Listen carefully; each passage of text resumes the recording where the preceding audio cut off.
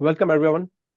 Uh, Thanks for joining us, those who have joined and those who will be joining as we move along. I'm Aftab Khan, Executive Director at BRASI, where we help professionals build skills in supply chain, logistics, procurement, and data analytics.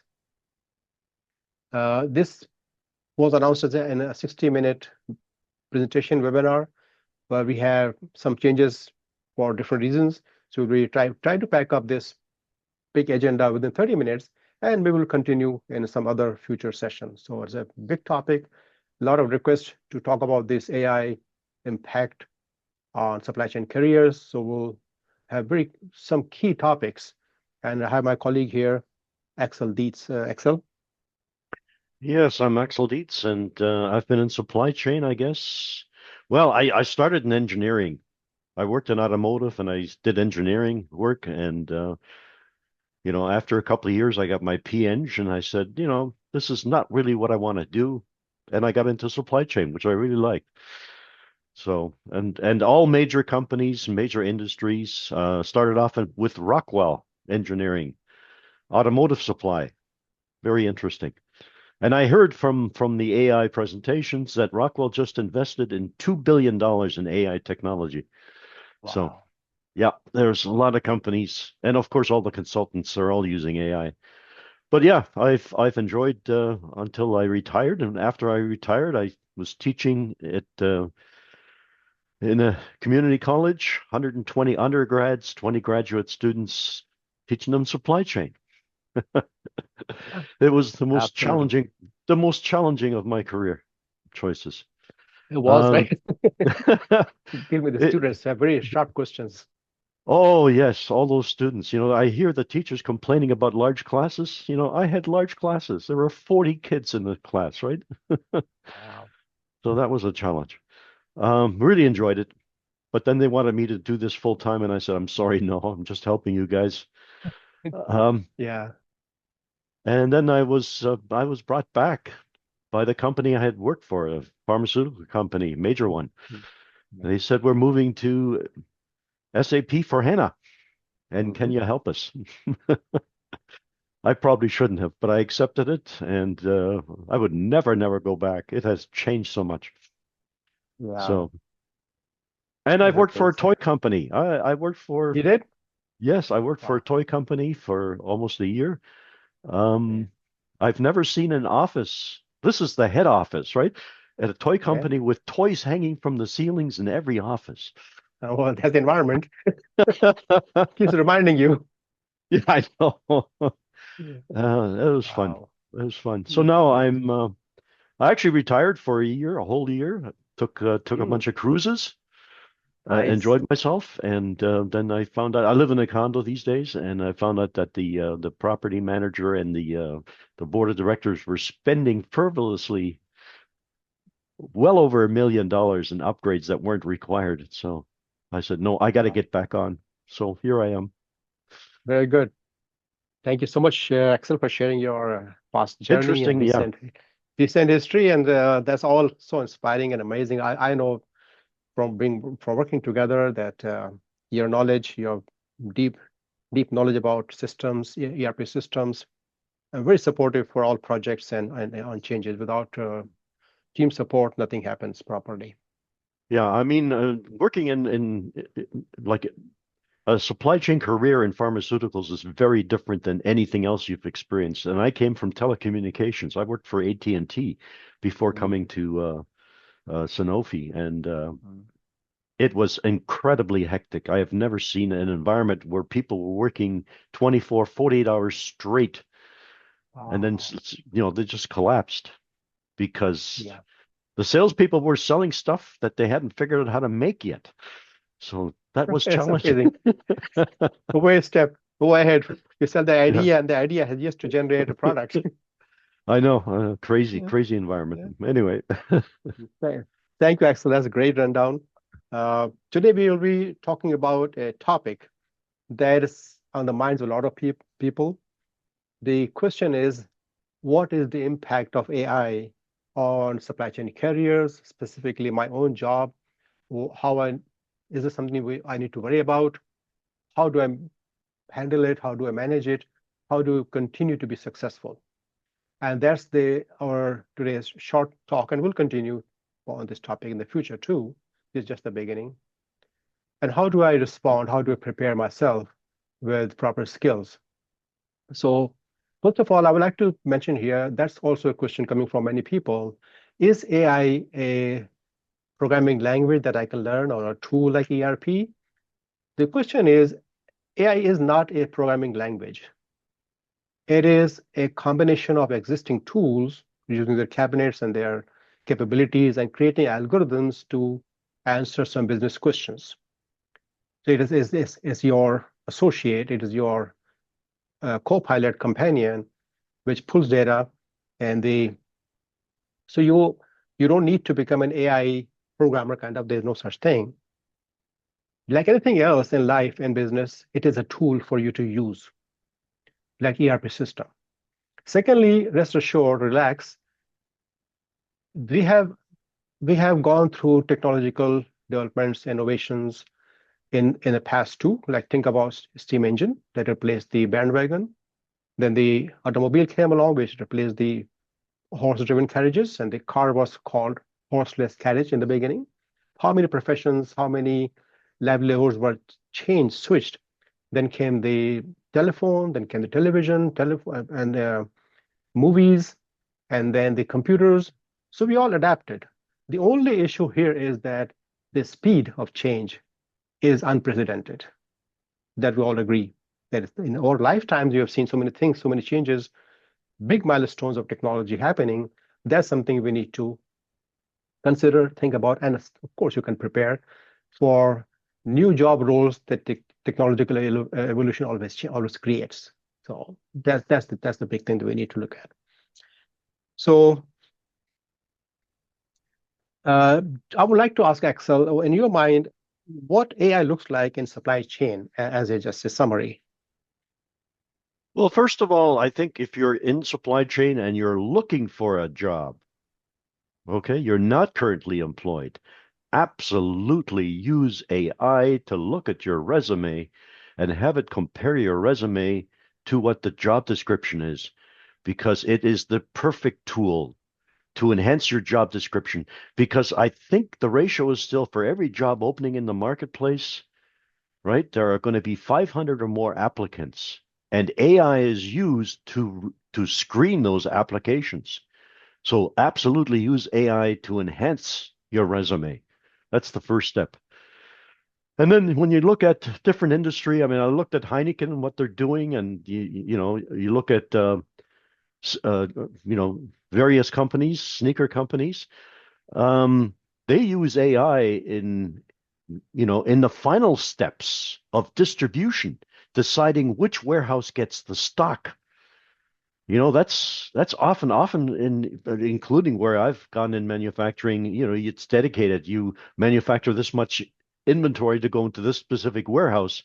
That's no longer true. You want AI to determine where's the best place, where are potential stockouts.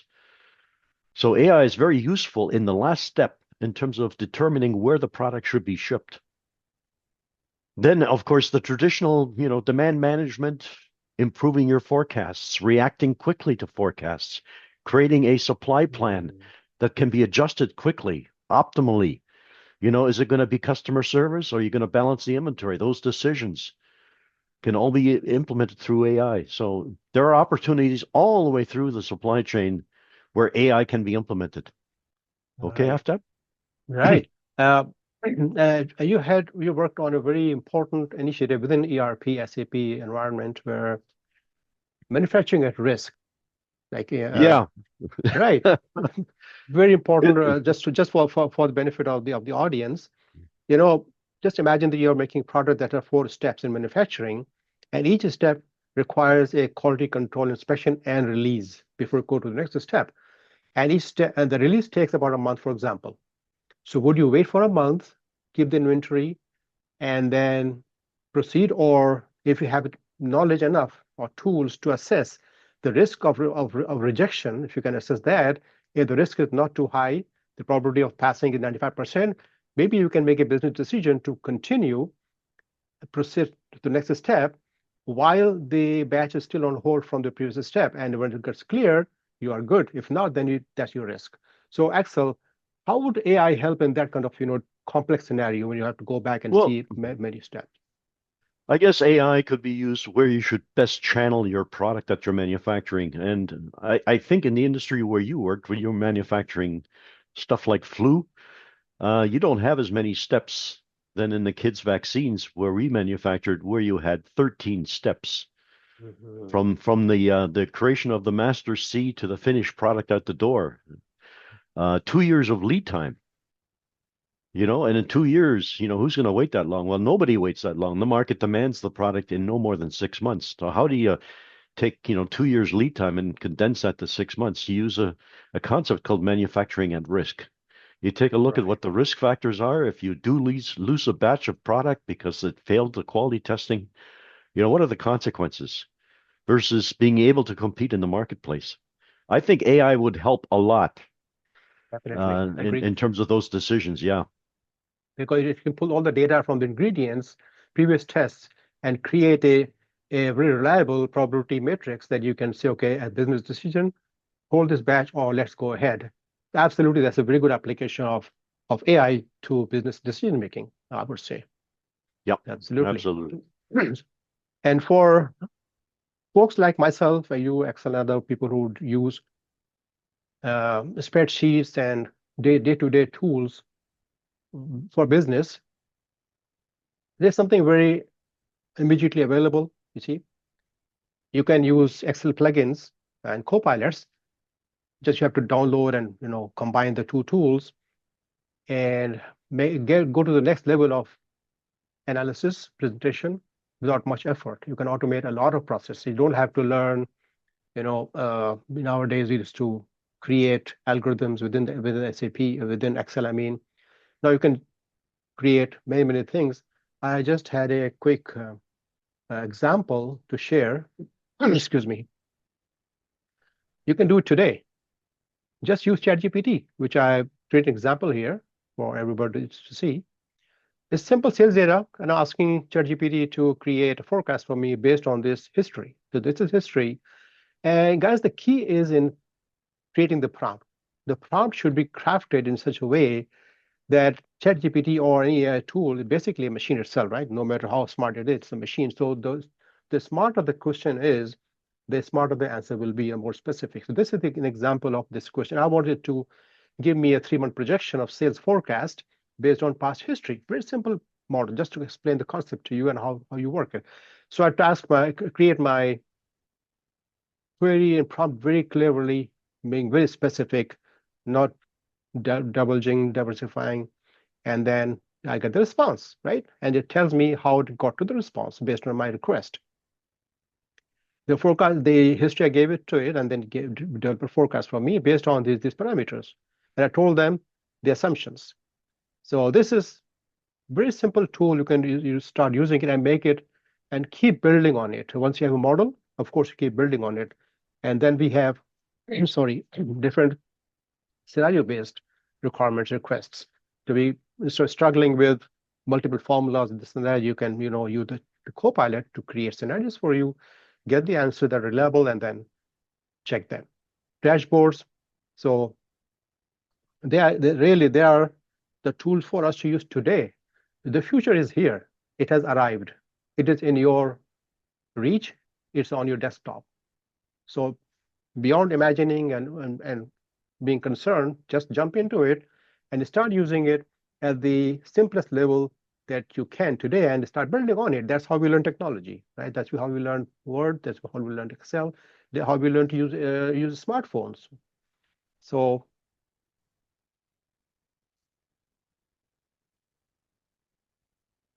going Yeah. beyond from there, yeah, Excel, please, if you can comment Yeah. on that. Yeah. Yeah, that's a good example. It is definitely an example. And if you're, investing and you have to do an analysis of the company's performance, whatever, then you're going to use a spreadsheet and could spend hours and hours doing the analysis. Where these tools will speed up that process to a matter of minutes. So it is a useful tool. But the power of AI is crunching the data, the numbers. And normally you couldn't possibly go through that much data. And that's where the power of AI comes in. It is used by, consulting companies, whether it's Price Waterhouse or whoever. They can analyze your business very quickly. Um, and that's where the power of AI really shines. Ironically, AI is not good at doing numerical analysis, but it certainly is good at making recommendations from the amount of data that's out there and doing that quickly. Right. That's Yeah. the net outcome. Yeah, absolutely. So that was a good example that if we were to use uh, AI for the manufacturing a risk scenario, which is very common in businesses, I'm sure that same situation happens in other long lead time businesses. And just for the sake of audience, of course, you know that being supply chain professionals, why we aim at manufacturer risk because of the lead time, the time to market. You need to be there at a certain time, especially seasonal products. You need to hit the market at a certain time. If you miss that time, the saturation point, where if you don't get there in time, your competition may fill the market. So you lost the season anyway. So that one factor drives the lead time crunching. And second thing is that every day in lead time affects your remaining shelf life. And very importantly, equally importantly, every day of inventory being held is a financial cost. So you're balancing cost with market requirements. That's the reason why we need to look at lead time from every angle. And of course, AI can analyze and give you pointers where to look at. It works with the lean methodology, lean approach for that matter. So there are many, many tools that we discussed. It's a tool-based. You can you can go on and business planning, how do you integrate business planning? Take different spheres of business, marketing, capacity planning, sales and marketing adjustments, person capacity balancing. The capacity comes in big chunks. If you are approaching the capacity limit, you have choices to make.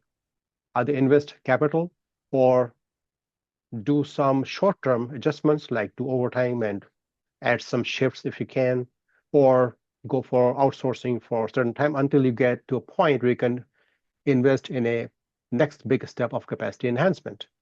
Those are very sensitive decisions because they are about finance, high finances, investments, and gestation periods where AI can definitely help you get the right decisions. And Yeah, simulation of, yeah, AI shines in processing the data and providing many alternatives. So what do you want to, and I mentioned this earlier, what do you want to focus on? Do you want to focus on customer service? Do you want to focus on inventory management to have the lowest investment? Right? And often it takes you a long time just to come up with one alternative. Now with AI, you can crunch through the numbers and have many alternatives that you can analyze and decide on what strategy to implement. Again, the power of exactly. AI is dealing with a lot of data. Absolutely. And that takes us right into inventory because it's a huge topic within business, within supply chain. Inventory, what we buy, what we make, and what we sell. So, any comment on that, Axel? Inventory, particularly the inventory that's finished goods and you want to direct it to customers. And often companies will have multiple warehouses. You might be an Amazon with warehouses all over the world. You're a manufacturer, and where do you push that inventory out? And originally, it may be driven by a district, but now when you have the finished product at hand, you have to make decisions. Which warehouse do I move that inventory in? So you have to look at many factors that normally you wouldn't consider. Like Walmart considers when they move inventory out, weather conditions.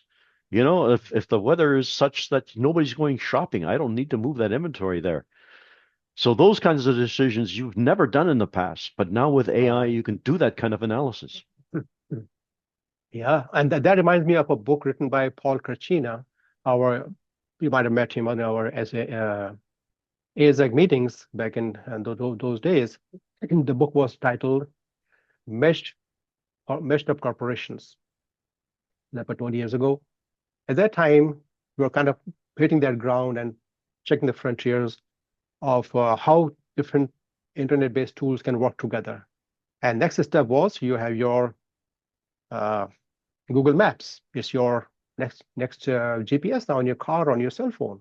So they take the maps, they take the tracking system, and they combine together. Today we have that same thing working, where you have, like you just mentioned, weather forecast with distribution planning. So such refined actions. So if there is snow in that area, why would you move stuff there, which people are not going to come to the store? And also selection of what needs to be there before the storm hits you, like salt, like shovels, snow blowers, that kind of thing. So that's the refinement that AI brings to your planning process. Absolutely. Sales forecasting. So it's always been a challenge. Anybody who has worked in forecasting area, it's always a gambling game. You do have historical data, but history is only that good. I mean, it's not a crystal ball.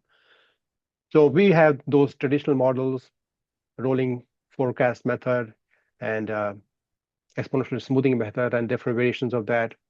But look at and you have to kind of pick data from different groups, from POS, point of sales, from demand data, from open orders, what's in inventory, what's what's the uh, first in, first out, and then available to promise functionalities. All those are kind of challenge to put them all together and then make a decision, make a forecast for the short term.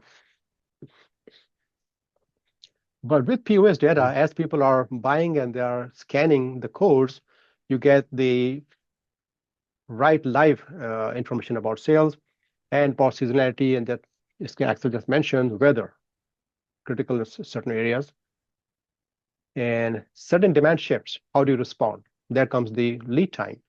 Are we going towards lean methodology of single piece flow? That kind of push the focus on that. You don't see that demand, that need for single piece flow. You can have all kind of training, but unless you see the visualization of data that AI brings to you with data analytics, it's not that clear, at least for the senior management who need to make decisions. And you invest in training and technology that can bring the capability for towards single piece flow. I'm not saying things as possible to single piece flow, but that's the direction. And multiple scenarios, how difficult it is. We know that ERP systems are not good at scenario building because they are live. So you have tools to latch on to the ERP system, then you use those tools to build scenarios, and they make a decision. So AI is a huge enhancement in that area. And it's not Yeah, just go ahead. sales that creates demand on the plant that manufactures or supplies a product. It can also be uh, service parts. If you're in automotive, you need to manufacture parts that you can be used to repair the cars, not just to build the cars, right? And Absolutely. in Yes. pharmaceuticals or food products, it's expired product. You manufacture a lot of yogurt, and guess what? Not everything gets sold, but the damn stuff expires. So you've got to replace that as well. So other factors that come into play that takes a look at sales forecasting and expands it to demand management to cover all these aspects. But point of Absolutely. sales, think about a Walmart and point of sales data and how much data is generated. It's Mm, incredible. Yeah. it is. And like you mentioned once, Axel, that the challenge with AI and emerging technologies is, of course, it is about learning and coding and all that. However, it's not so obvious. People don't realize it is the power, the electrical power, the like basically electricity, I would say in simple words, that is needed to drive those data centers, keep them alive. And they heat that generation cooling systems. Those are in the background. People don't see that. That's a huge challenge by itself. So countries, regions who are good at producing energy, electricity, they are they'll be at an advantage. in the coming decades. Yeah, we see nuclear energy in small nuclear plants being created just to supply power to these models. Mm. And of course, it's not just the power because the heat that's generated you have to remove as well. So you've got cooling, and you've much of that. Those things are public services that you get. For example, the water that you might get today that you drink or wash the dishes with or whatever is a municipal supply, but that is gradually being privatized. And that should scare some people to say, if it's privatized and then these AI, data centers consume all that power and consume all that water, what's it going to do to your cost? So, People don't yeah, realize that.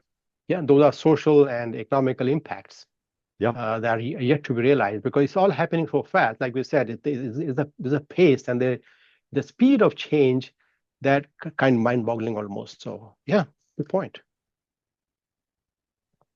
I'd like to recap Axel over here because we're getting the already at the 30-minute mark.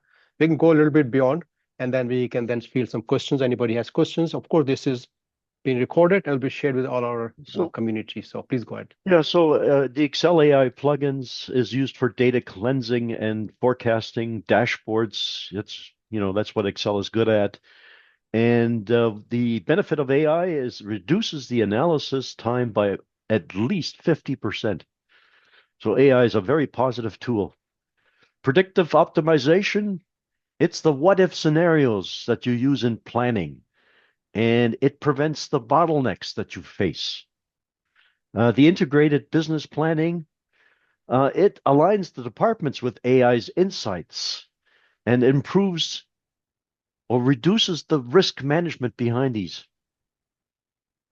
Do you want to take a couple of Aftab or well, Yeah, absolutely. inventory Optimization. I inventory would, optimization? Yeah, yeah, look at the various factors that affect inventory value, like the shelf life, for example, and optimization in terms of distribution. How do you know which warehouse should receive first based on your need, especially pharmaceuticals and life-saving drugs, and how to avoid transshipment between distribution centers because in the beginning you sent we distributed in a lopsided fashion, though you had more in one area, and then now you want to shift transport to the other area because the demand there was it came up. So AI intelligence based on history pattern and based on the point of sale data, the recent changes, it can avoid such costly maneuvers in inventory optimization. yeah, Sale and forecasting is yeah, Heineken so is a good model. Heineken okay. has breweries all over the country, and they have warehouses, and they use that logic to decide, where should they ship the product. Mm, Where's the demand, right? And it's the last moment when the product is ready to be shipped. They make those decisions at that time. right, on the live, Yep, on the yep, exactly. Sale forecasting, if you know that exactly, that's where everything begins. That's where supply chains first Q is, hey, start manufacturing, sales and operational planning. So sales forecasting is very critical step. So that's where you're committing your resources, committing your finances. Coming to procurement, TOC, total cost of ownership. We buy a raw material based on pricing. If I'm purchasing manager, I'll be very happy to buy some from a source that is lower cost. But do I know the performance of this chemical or packaging material on the shop floor in the processing? Am I saving 2 cents in purchasing and spending 4 cents in processing because the yield is not that great? So AI gets the data across the manufacturing scenario and then pulls it back and gives a report to the purchasing manager. Hey, this is the overall cost of ownership, not just the price tag, but the total cost of ownership. Those are the yeah. things that actually save you a lot of money there. Well, the wrinkle here now that we're facing is the taxes, right, that are imposed for Yeah. materials coming in. So, Canada takes a look at product coming. I'll give you a good example. Teslas are manufactured in Texas, but we can't afford them because the tariffs are almost 100%. So what do? We now buy all of those Tesla models from Germany. Wow. Imagine not next door neighbor, but from across the Yeah, Atlantic. Yeah. that should never happen. But with tariffs getting to 100%, you're scrambling Yeah. to take a look at who's going to be your supplier. Yeah. So another comment from you, I request Axel on this skills area, please. Digital literacy, what is it about? It's understanding tools like AI software and the data platforms like basic proficiency in Excel. That's what digital literacy does for you. Supply chain fundamentals. It's the core knowledge of logistics, procurement, and the operations behind that. Collaboration, working with cross-functional teams and AI outputs. That's what AI brings to bear. Adaptability is quickly learning new technologies amid the rapid changes that we face. So Exactly. AI will help in all of these areas. To be agile, yeah. And some final comments here that, hey, learning roadmap, as I just mentioned, the skills are the key. And tools are tools, you see, no matter how many tools you use, but the core concepts about what's important in terms of lead time, in terms of uh, cost savings, in terms of customer responsiveness, agility, those are the things that cannot be replaced. Tools support and help you get those answers. So you learn the tools, but be very strong in your fundamental core concept of supply chain management and business management. Power BI forecasting, the all route routing basics, scenario planning, you can do all of that if you know what the scenario inputs are and what you expect as an output. And the tool will help you do that. So that's our presentation for today, guys. And I hope that you picked some useful pointers here, some paths for the future. And again, I'll repeat that technology is something to be harnessed and we need to adapt. It's just the pace, the rate of speed, the rate of change that's really, really unprecedented. But we are capable of doing that. We have done that before. We'll do it again. So we get these questions. Is it too late for me to learn AI? Never, ever. AI is there for you to learn. Just to start from wherever you are. If you're basic, start basic. When you are middle, go to the advanced.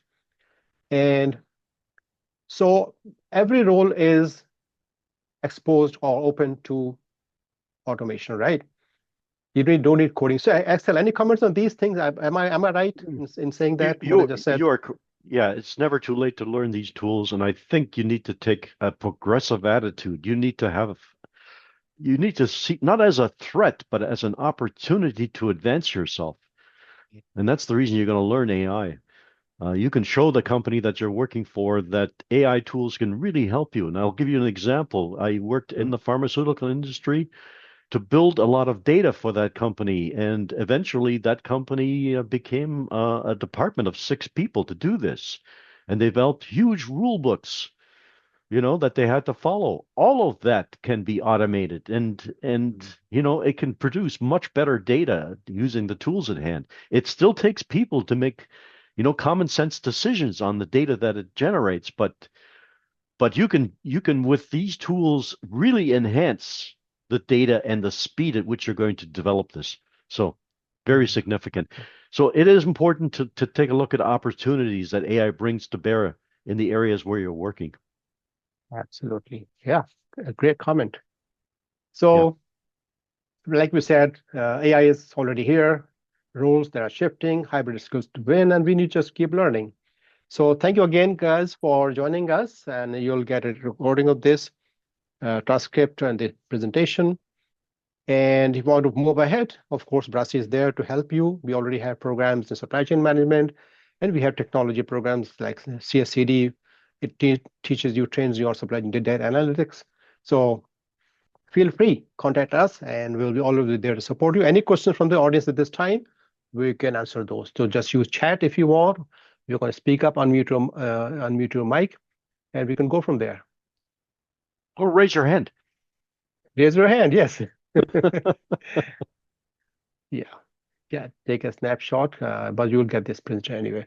But no question, then I know that we are kind of 10 minutes past my revised timeline, but still we have some time for people who are booked for 1 hour. So replying to chat in the office. Perfect. So we have no questions right now. Looks like good.